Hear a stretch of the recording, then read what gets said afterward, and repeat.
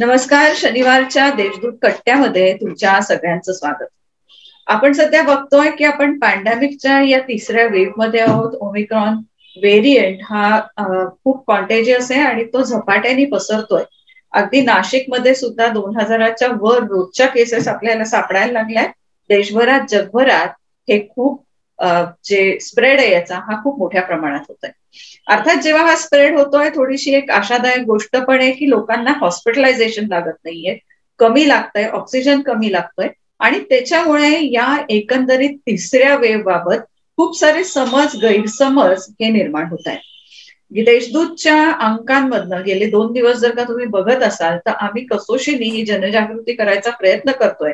त्याच्यात आम्हाला हे सगळे डॉक्टर्स मदत करतायत आणि आज कट्ट्यावर देखील आम्ही हेच पॅनल घेऊन आलोय जे आपल्याला सांगणार आहेत की नेमकी ही परिस्थिती काय आहे आणि त्याची काळजी आपण कशी घ्यायची. माझ्या बरोबर आहेत डॉक्टर कविता गाडेकर की ज्या गायनेकॉलॉजिस्ट आहेत आणि IMAच्या त्या पदाधिकारी आहेत. मॅडम नमस्कार आणि स्वागत आहे तुमचं या कट्ट्यामध्ये. आणि आपल्या बरोबर आहेत डॉक्टर अभिजित कारेगावकर, हे सायकियाट्रिस्ट आहेत आणि ते सुद्धा सातत्याने कोविडच्या या विषयावर लेखन करतात. डॉक्टर साहेब तुमचंही स्वागत आहे या कट्ट्यामध्ये. नमस्कार मॅडम, तुमच्यापासून सुरू करूया की आम्ही बघतोय की तुम्ही वारंवार मास्क या विषयावर खूप सारं अवेअरनेस करायचा प्रयत्न करताय आणि आपण जर का आपल्या आम पब्लिकमध्ये, आम जनतेमध्ये बघितलं तर एक जे सगळ्यांना समजतंय, जसं आपण म्हणतोय की कळतंय पण वळत नाहीये, तर ती गोष्ट आहे मास्कची. तर या नेमक्या पॅन्डेमिक मध्ये या मास्कचा रोल काय आहे? सगळ्यात महत्वाचं म्हणजे मास्कला सुरक्षा कवच हे नाव दिलेलं आहे आपल्या भारतातील प्रधानमंत्रींनी. सुरक्षा कवच का कवच ह्याला नाव दिलं आहे? कारण बरेचसे आजार जे सूक्ष्म असतात, डोळ्याला दिसत नाही, हे आपण त्या मास्कद्वारे आपल्याला ते आपल्याला हेल्प करतात किंवा कवच निर्माण करतात. ते आपल्या शरीरात ते शिरत नाही. तर हे सुरक्षा कवच कोविडच्या काळात ह्याला फार महत्व आलेलं आहे. आम्ही आमच्या डॉक्टर पेशेमध्ये ऑपरेशन थिएटरमध्ये मास्क लावतो. का तर आमच्या नाका तोंडातले जंतू हे पेशंटचं जेव्हा आपण ऑपरेशन करत असतो त्याच्यात ते जंतूचा संसर्ग होऊन पेशंटला टाक्याच्या ठिकाणी किंवा ऑपरेशनच्या ठिकाणी इन्फेक्शन होऊ नये म्हणून हा कंपल्सरी आम्ही मास्क घालत असतो. आता हा मास्क आमच्या ऑपरेशन थिएटरमध्ये बाहेर येऊन तो आता सर्वसामान्यांपर्यंत आता तो घालणं गरजेचा झालेला आहे. का तर हा डोळ्याला न दिसणारा जंतू जो पण जीवाणू म्हणतो कोविड, ह्याच्यासाठी एकमेकांना तो प्रसार होऊ नये त्याच्यासाठी हा मास्क आपण वापरायला सुरुवात करायला सांगितलेला आहे सगळ्यांना.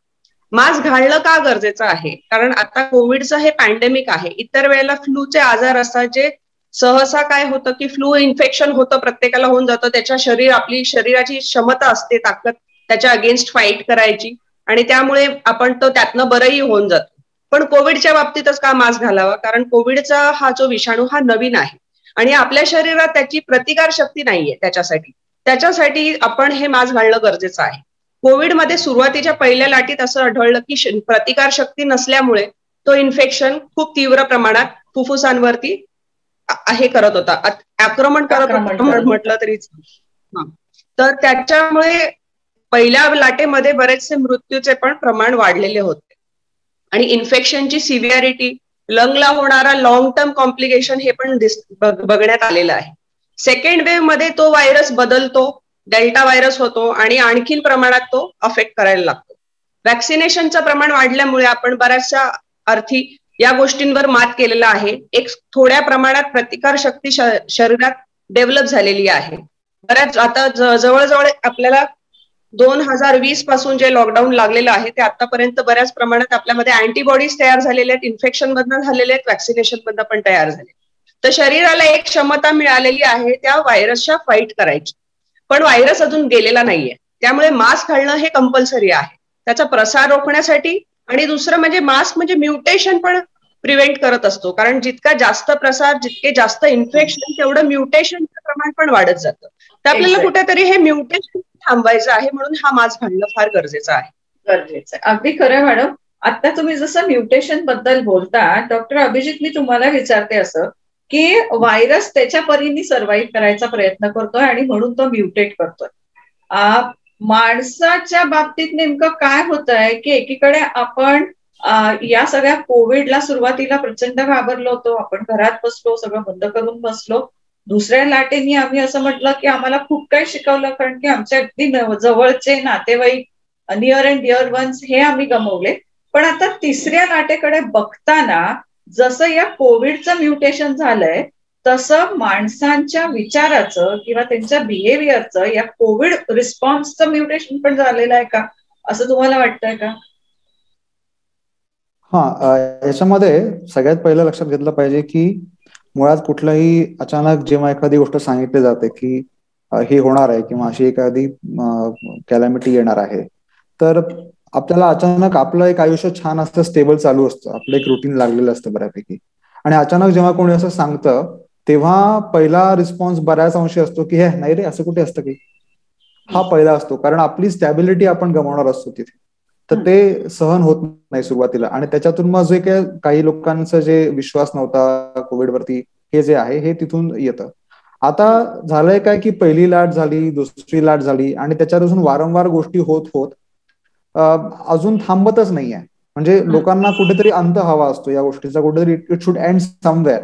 पण ते जेव्हा होत नाही तेव्हा मग जो काय त्यांनी संयम स्वतःवर ठेवलेला असतो आणि विचारांमध्ये कदाचित बसत नसून सुद्धा किंवा समजुतीमध्ये बसत नसून सुद्धा जेव्हा ते पाळत होते, परंतु आता मात्र अगदी आमच्या सहन करण्याच्या शक्तीच्या पलीकडे गेलेला आहे. या भावनेतून कदाचित जसं आपण बघितलं की रिव्हेंज ट्रॅव्हलिंग, रिव्हेंज शॉपिंग वगैरे असे जे काही होत होते की लॉकडाऊन संपल्या अचानक खूप गर्दी झाली आणि भरपूर गर्दीच्या होणाऱ्या भरपूर गोष्टी झाल्या. त्याचबरोबर आपल्याला हेही बघितलं पाहिजे की आपण फक्त जेव्हा एका व्यक्तीवरती किंवा लोकांवरती आपण त्यांनी नियम पाळावे वगैरे असं म्हणतो, तर त्यांना बाकी ठिकाणी अशी काही उदाहरणं दिसत आहेत की जिथे ह्या नियमांचं अगदी सर्रास उल्लंघन होत आहे आणि त्याच्यावरती हवी तशी कारवाई होत नाही. किंवा मग त्याच्यातून जेवढी भीती दाखवली आधी ज्या आकड्यातून जेवढी भीती दाखवली जाते, कदाचित तेवढं संक्रमण झालेलं आहे नाही त्यांना कळत नाही.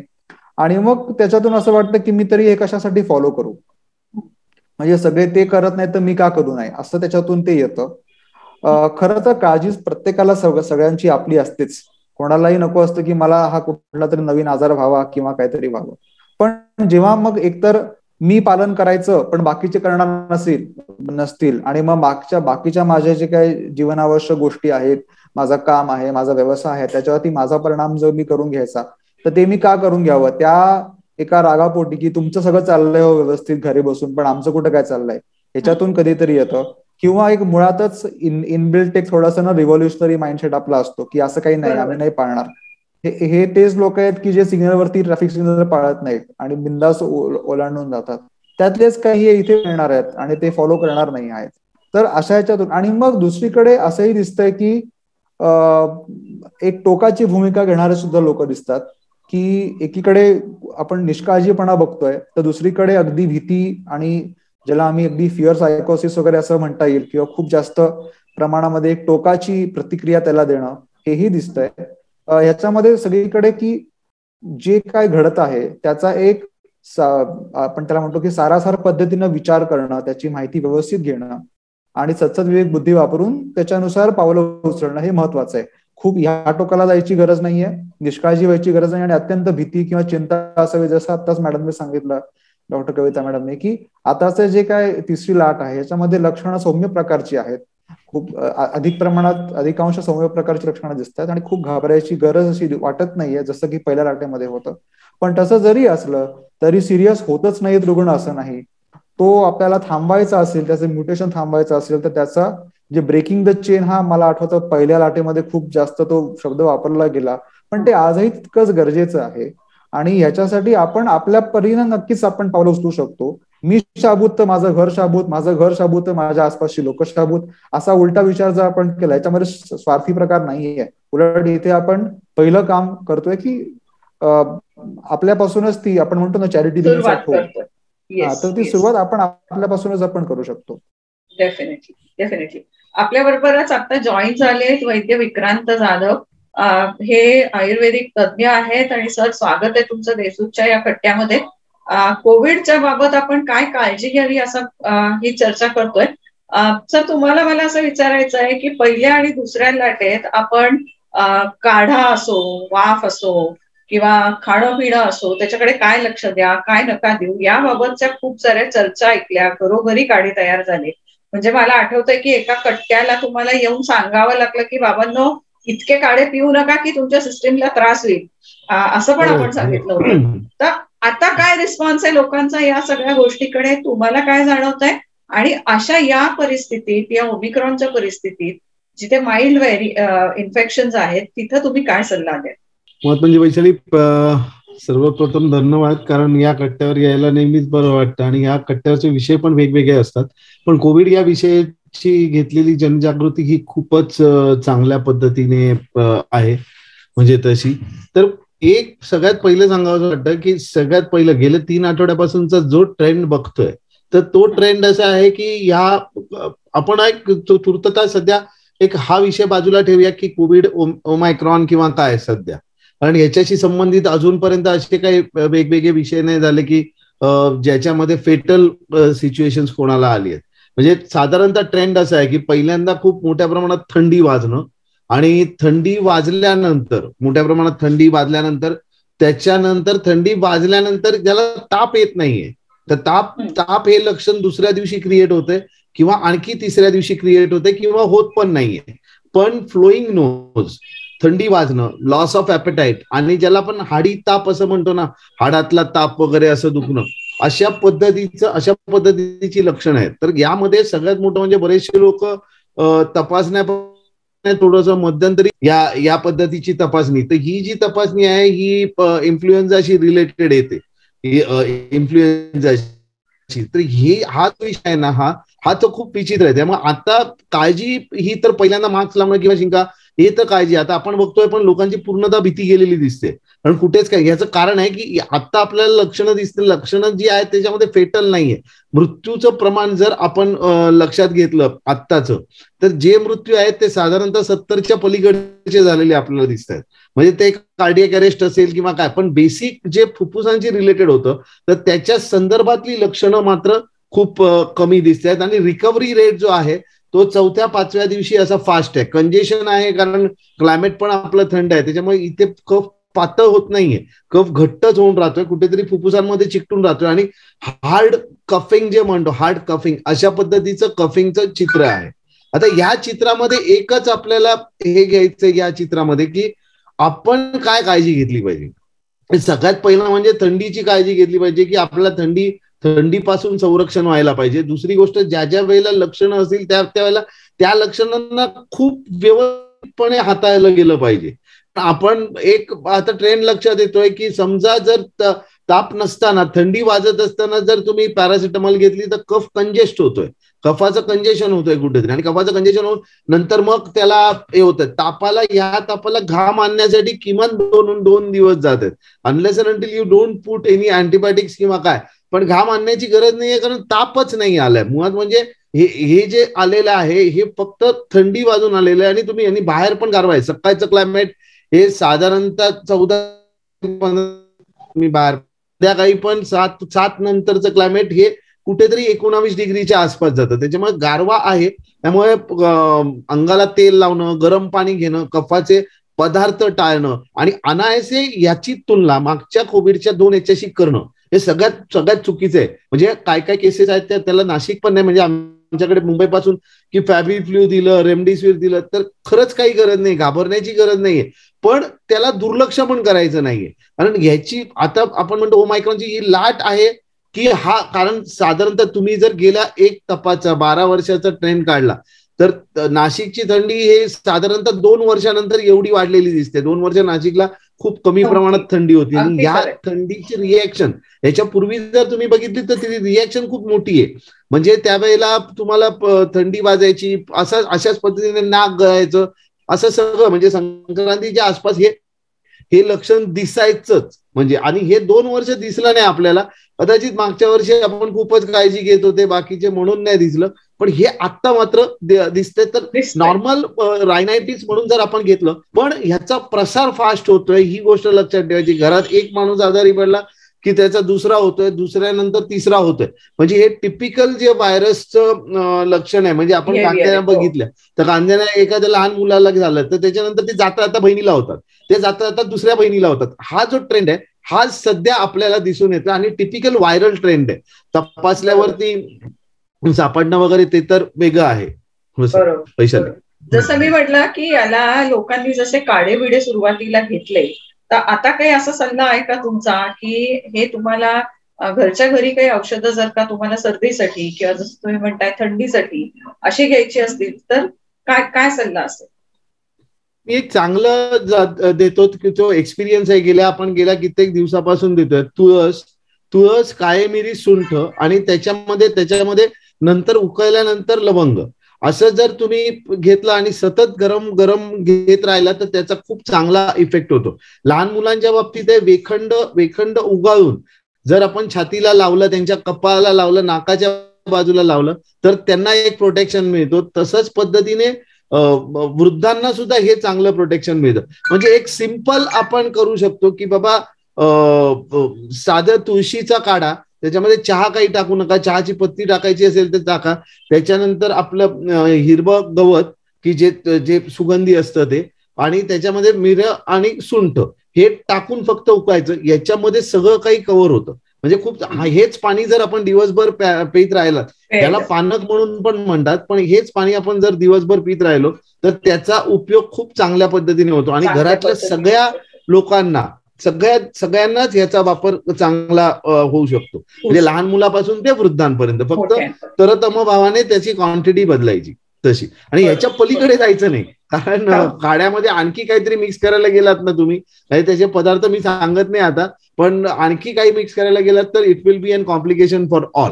म्हणजे जे मागचे कॉम्प्लिकेशन आहे ते आपल्याला दिसायला नको. दिसायला नको. अगदी खरंय की जसं हे बेसिक काळजी घ्यायची म्हणून जे काय करायचं तसं डॉक्टर सांगतायत, तसंच मॅडम एक अगदी सिंपल आणि आपल्याकडे गव्हर्नमेंटनी जे अगदी सगळ्यांपर्यंत पोहोचवलेली काळजी आहे ती म्हणजे वॅक्सिनेशन, की तुम्ही लस घ्या. आता अजूनही आपण बघतोय की अनेक लोकांचे पहिले डोस देखील नाही झालेले आणि या लसीकरणाबाबत सुद्धा गैरसमज खूप सारे पसरत आहेत. तर तुम्ही काय सांगाल लोकांना की लसीकडे कसं बघा, बुस्टर डोस कसा घ्या, किंवा ज्यांनी पहिल्यांदाच लस घेतली नाहीये त्यांच्यासाठी म्हणून काय सांगा? पहिले तर आहे की लस आहे जी आपली कोविशिल्ड आणि कोवॅक्सिन जी भारतात उपलब्ध आहे, त्या व्यतिरिक्त स्पुटनिक आहे किंवा फायझरच्या आहे. तर सगळ्या लसी आता इतके वर्षभर चालू आहे आणि ते ऍब्सोल्युटली सेफ आहे. आणि आतापर्यंत मिलियन्स लोकांनी एवढ्या संख्येने लस घेतली आहे आणि त्याचे कॉम्प्लिकेशन्स आढळलेले नाहीये. तर आता तर निश्चितच काही घाबरण्याचं कारण नाहीये. सुरुवातीला जेव्हा अगदी सुरुवात होती आणि लसीबद्दल काही माहित नव्हतं की काय कॉम्प्लिकेशन होईल काय, तोपर्यंत, पण आता तर निश्चिंत राहायला पाहिजे. एक वर्षापेक्षा जास्त वेळ झालेला आणि लस सुरू होऊन आपल्या लोकांपर्यंत पोहोचलेली आहे आणि उपलब्धता झालेली आहे. आणि अगदी त्याचे म्हणजे आपण रेट्स आहेत, फ्रीमध्ये आहेत किंवा पेड आहेत, सगळीकडे उपलब्ध झालेली आहे. आता ह्याला घाबरून जाण्यासारखं काहीच नाहीये. लसीबद्दल जर जी भीती आहे की काय होईल का, आता लस सेकंड वेव्ह मध्ये इतकं क्लिअर ऑब्झर्वेशन झालेलं आहे की जे फ्रंटलाईन वर्कर्स आणि 60+ जे सुरुवातीला जे वॅक्सिन दिले होते, सेकंड वेव्ह मध्ये त्यांना अतिशय प्रोटेक्शन मिळालेलं आहे आणि ते म्हणू शकतो हेल्थकेअर वर्कर्स आणि 60+ मधला जो मृत्यूचा प्रमाण आहे ते कमी झालेला होता. या उलट असं होतं ज्यांना लस मिळाली नव्हती, म्हणजे जे 60 बिलो 60 जे होते, सेकंड वेव्ह मध्ये जास्तीत जास्त 30, 40, 50 मधले जे आहेत असे पेशंट्स यायला लागले होते जे अनवॅक्सिनेटेड होते, जे कॉम्प्लिकेशन्स मध्ये पण गेले आणि काही मृत्युमुखीही पडले होते. मग आपण लसीला कुठेच आपण हे म्हणू शकत नाही की ती इफेक्टिव्ह नाही, ती निश्चित 100% इफेक्टिव्ह होती, कारण सेकंड वेव्ह मध्ये ते सिद्ध झालेलं होतं. आणि आता तर थर्ड वेव्ह मात्र जरी सौम्य प्रकारात आपण लक्षणं पाहत असेल तरी पण लसीचा अजूनही प्रोटेक्शन मिळत आहे. एक क्रॉस इम्युनिटी म्हणतो, जरी ते आपण व्हायरसचं जर स्ट्रक्चर पाहिलं तर त्याच्यावरची जे स्पाइक प्रोटीन आहे ते बदलत राहतात, पण ही लस क्रॉस इम्युनिटी पण देत असते. पूर्ण मे बी 100% जरी नाही देत असेल तरी काही प्रमाणात ती आपल्याला प्रोटेक्शन देत असेल. ह्याच्याने इन्फेक्शन पसरणार नाही, कारण प्रसार होतो तो वॅक्सिनेशन जे आहे ते तुमचे अँटीबॉडीज तयार करतात. म्हणजे तुम्हाला जर इन्फेक्शन झालं तर त्याच्यामधनं तुम्ही जे कॉम्प्लिकेशन्स जे होतात ते होणार नाही तुम्हाला.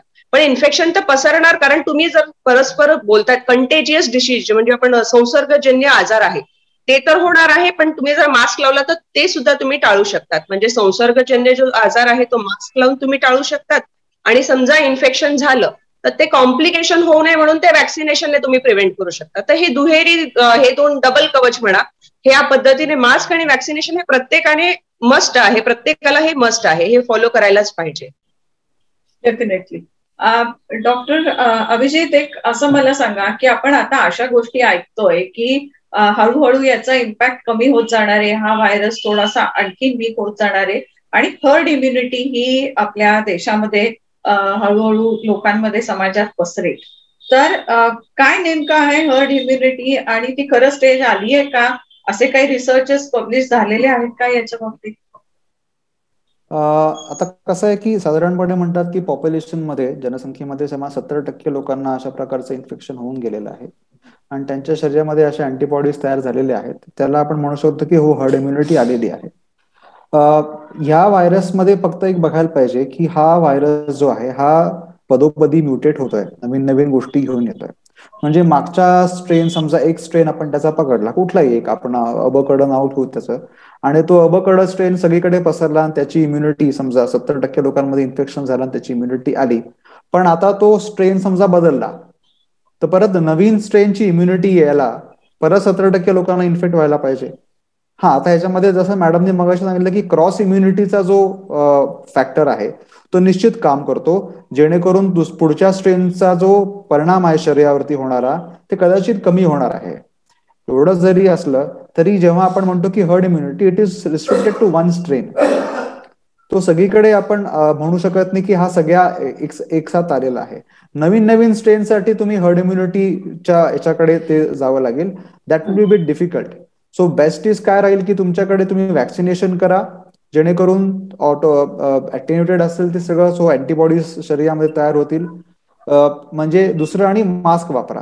मला एक इथे निश्चित सांगावंसं वाटेल की काही काही लोक म्हणतात की आम्ही लस घेणार नाही वगैरे.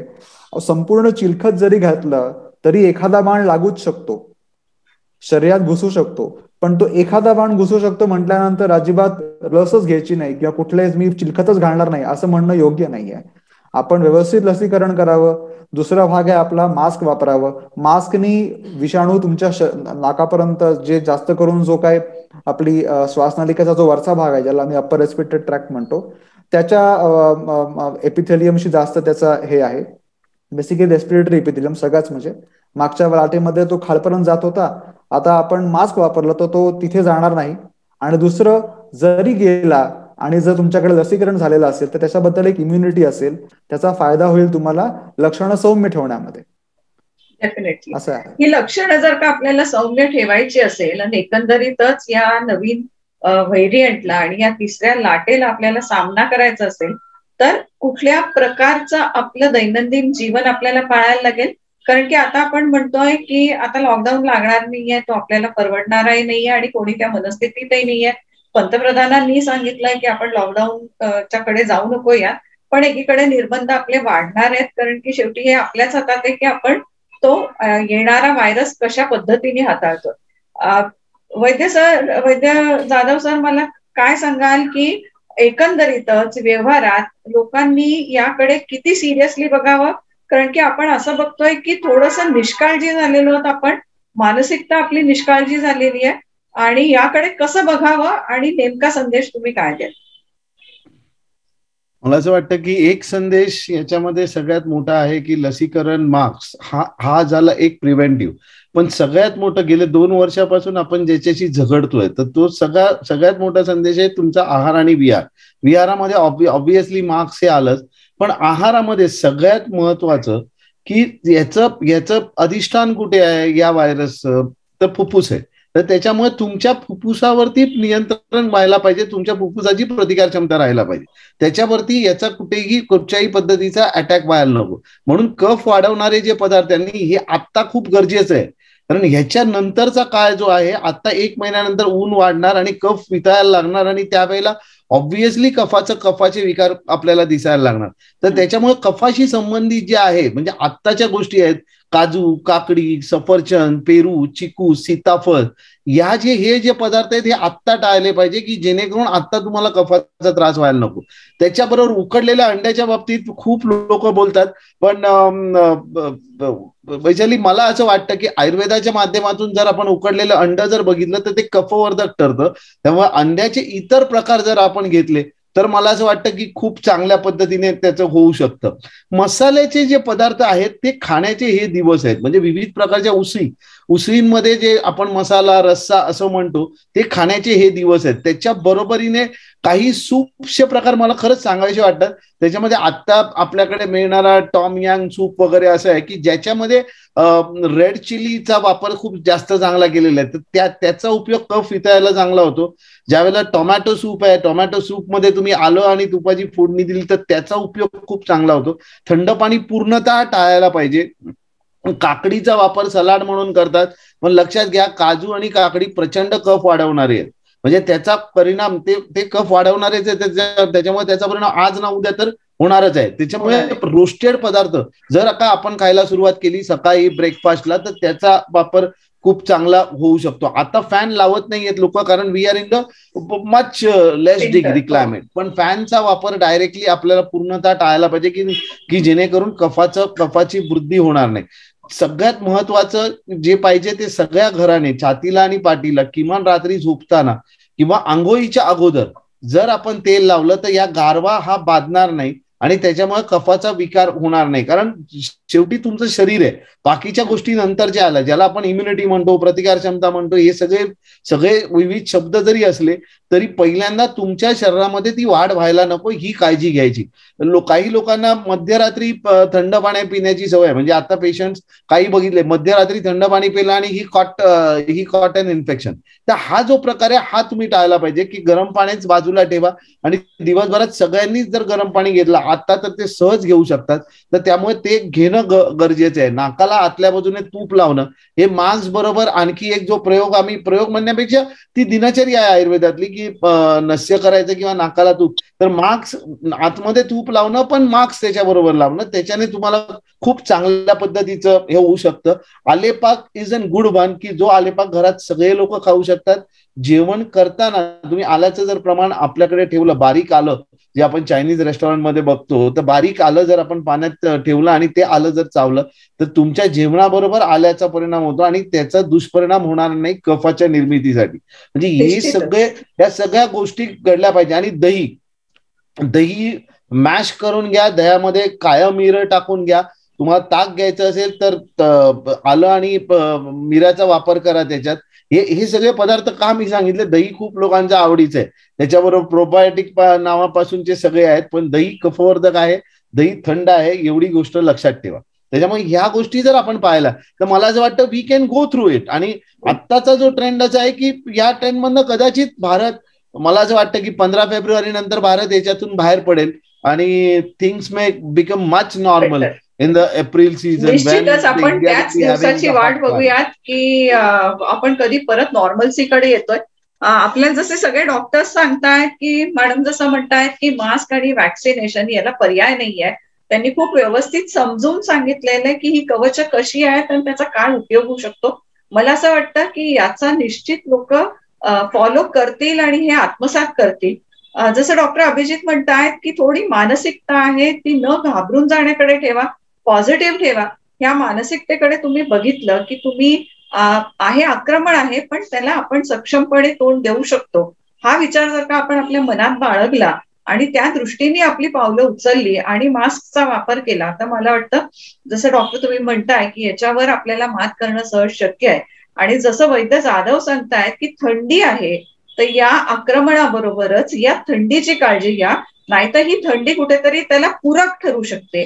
तर ती पूरक ठरू नाही म्हणून त्यांनी अनेक उपाय सांगितलेले आहेत की कफ वाढू नये थंडीतला, त्याच्यासाठी म्हणून, कारण की ते तयार झालं तर तुमच्या व्हायरसला एक ऑलरेडी बेस मिळेल आणि तो बेसच तुम्ही तयार नाही केला तर कदाचित त्याचा इम्पॅक्ट कमी होईल. अशा दृष्टीने जर का आपण या सगळ्या गोष्टीकडे विचार केला तर मला वाटतं निश्चितपणे हा जो पॅच आहे हा आपण सहजगत्या पार करू शकू. तसंही आपण म्हणतोय की आलेलं संकट काही फार महाभयंकर नाहीये पण ते खूप मोठं आहे हे निश्चित. आणि त्याच्यामुळे आपल्याला त्याला न लाईटली घेता पण सिरियसली आणि कॉन्फिडन्सली सामोरं जावं लागेल. आणि जसं तुम्ही सगळे म्हणताय की मलाही आशा आहे की लवकरच याच्यातनं आपण बाहेर येऊ आणि आपल्या पूर्ववत जीवनाकडे आपण आपली वाटचाल करू. तुम्ही सगळेजण या कट्ट्यात सहभागी झाला तर खूप महत्वपूर्ण अशी माहिती आमच्या सगळ्या श्रोत्यांना दिली, त्याबद्दल धन्यवाद. धन्यवाद. थँक्यू. थँक्यू.